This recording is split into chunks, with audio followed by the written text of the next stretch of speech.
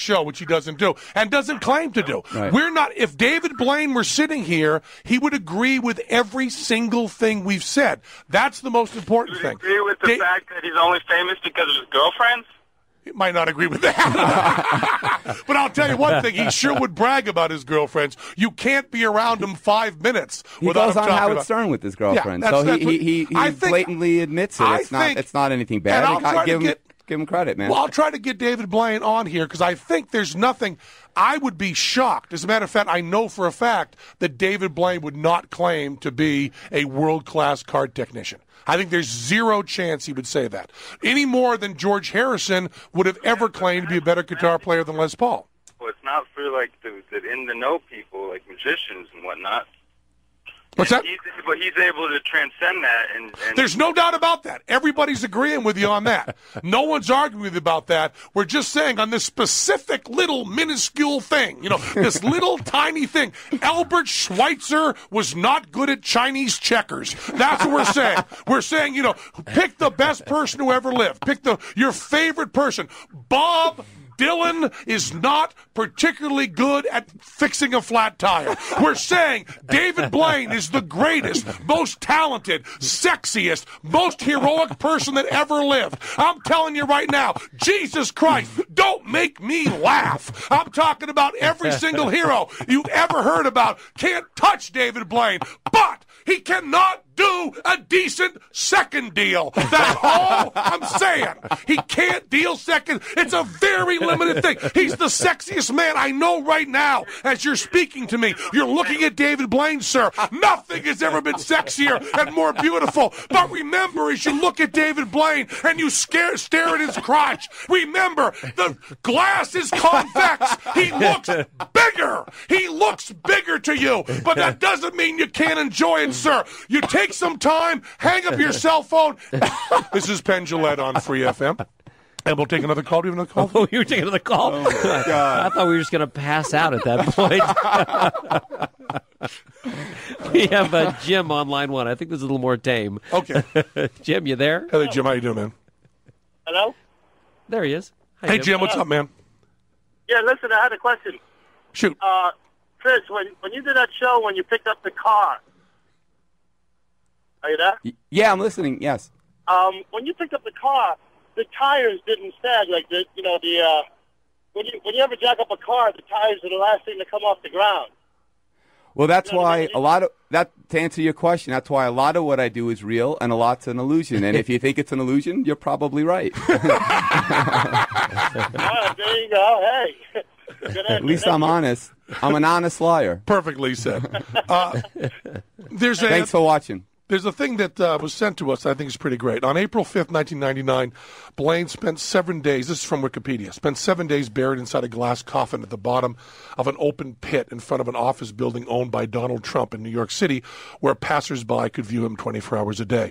And this is a quote from David Blaine. There were Jewish Hasids, I guess because there were other kind of Hasids, but there were Jewish Hasids standing next to Muslim cab drivers who were next to black kids. Businessmen in designer suits stood beside heavily pierced street kids. Every conceivable social type was represented, recalls Blaine.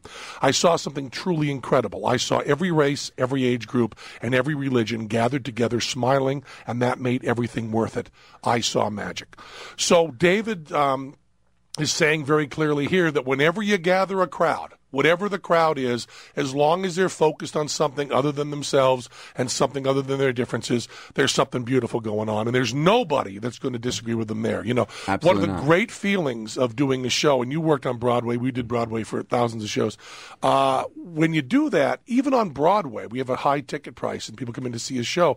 Seeing people gathered together to do something is always beautiful. And when you go to like a big show, there's nothing greater than going to like a Stones concert or something, and you see that mass of humanity and everybody's together and nothing evil is happening, nothing bad, which is the important thing about this. No matter how much I monkey with the guy who called in from the David Blaine thing, he's not doing anything bad. We're talking about arguments about taste. We're talking about making fun of somebody, having a good time. We know him. We're just monkeying around with him, and he's not doing anything bad. And that's the thing that when people talk about a movie sucking or not liking this or not liking that, you have to remember that the person that's talking about it sucking is not saying that what these people did was evil or bad. They're just saying we didn't like it. But the idea of doing a magic trick, the idea of getting out in public and gathering a crowd and doing something that you think is important from your heart is a beautiful thing no matter who does it.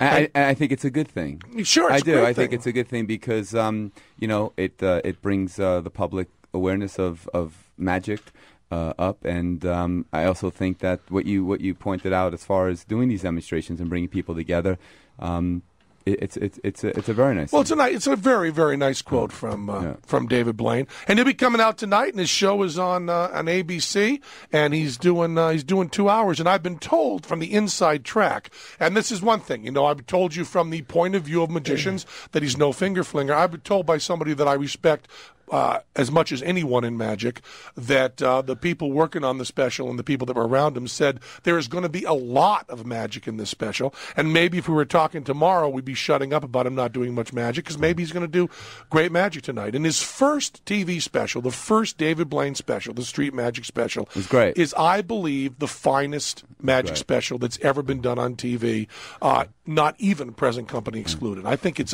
was a beautiful thing that opened up a whole different way, and the genius behind that special was taking the attention off the magic and putting it on the people watching. Absolutely. And that was an idea that no one else had had. And Houdini didn't have that idea. Copperfield didn't have that idea. We didn't have that idea. And it's a really great thing to say, it might be more interesting to see people being amazed and people being blown away than to see what was amazing and what was blowing them away. So, David, good luck. And don't get hurt, because you're just supposed to be doing this. It's all supposed to be fun. Anytime, any place, Criss Angel will match anything you do. And that would gather a crowd. This is Penn Jillette. Stay out of the water.